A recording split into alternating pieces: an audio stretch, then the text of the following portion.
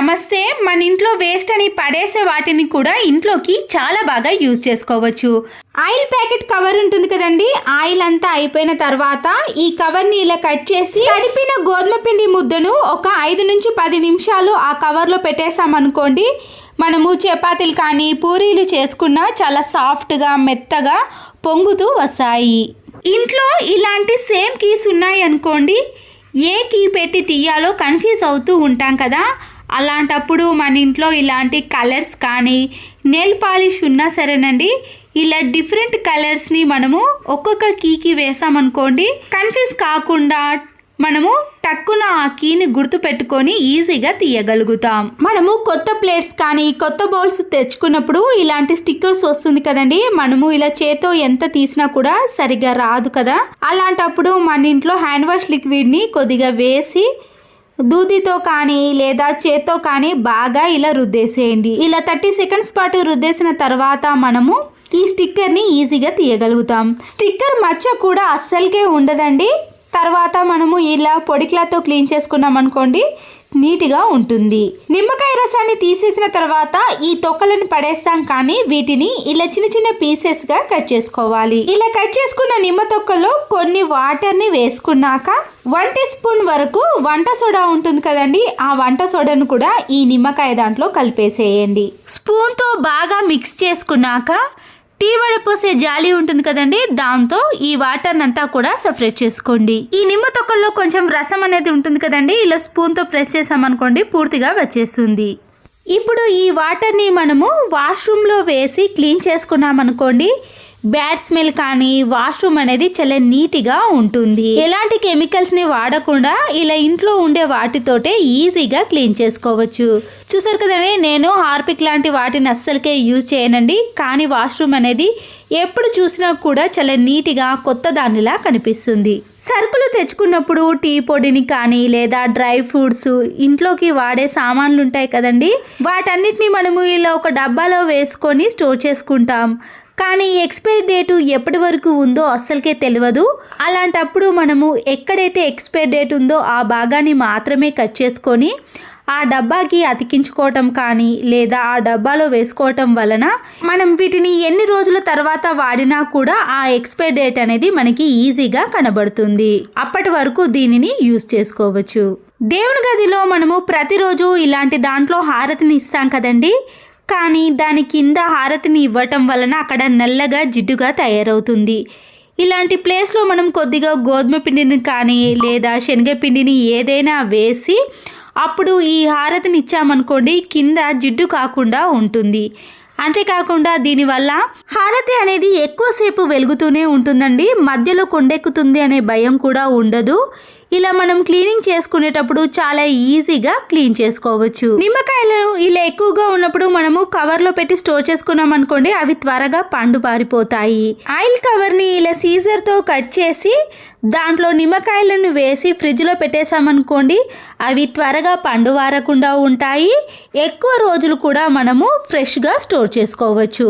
ప్రతిరోజు ఇల్లు ఊడ్చిన తర్వాత ఇలా చెత్త చాటలోకి చెత్తనంతా వేసాం కదండి, ముందుగా ఈ చెత్త చాటను ఇలా క్లీన్గా చేసుకున్న తర్వాత మన ఇంట్లో ప్లాస్టిక్ కవర్లు ఎన్నో ఉంటాయండి, దాంట్లో నుంచి ఇలా ఒకటి తీసి ఈ చెత్త చాటకు ప్లాస్టిక్ కవర్ని వేసి ముడివేసామనుకోండి, కవర్ నుంచి ఈ చెత్త చాట అనేది వేరు కాకుండా ఉంటుంది.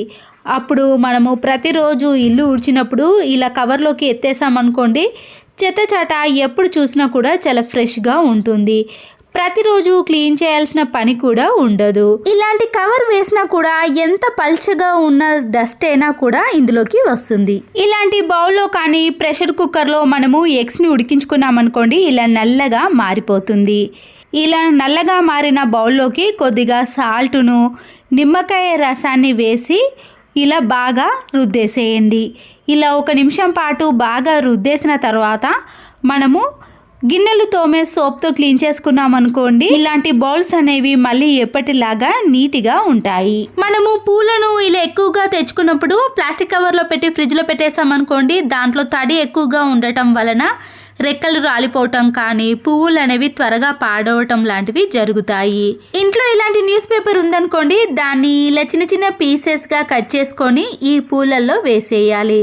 కవర్లో ఉన్న వాటర్ని అంతా దులిపేసిన తర్వాత న్యూస్ పేపర్ ఉంటుంది కదండి, ఆ న్యూస్ పేపర్ని ఈ కవర్ అడుగు భాగాన పెట్టేసి ఆ తర్వాత మనము ఈ పువ్వులను ఆ కాగితాలను వేసామనుకోండి, పువ్వులలో ఉండే తడినంతా కూడా ఈ పేపర్ అనేది అబ్జర్వ్ చేస్తుంది. అప్పుడు మనము పువ్వులను ఎన్ని రోజులు ఫ్రిడ్జ్లో పెట్టినా కూడా చాలా ఫ్రెష్గా ఉంటాయి. ఇలాంటి స్పెట్స్ బాక్స్ ఉందనుకోండి, మనము ఎక్కడికైనా బయటికి వెళ్ళినప్పుడు కానీ లేదా ఫంక్షన్స్కి వెళ్ళినప్పుడు చిన్నపిల్లలకు సంబంధించినవి కాటిక కానీ ఏదైనా పెన్సిల్ ఇలాంటివన్నీ కూడా వేసుకోవచ్చు.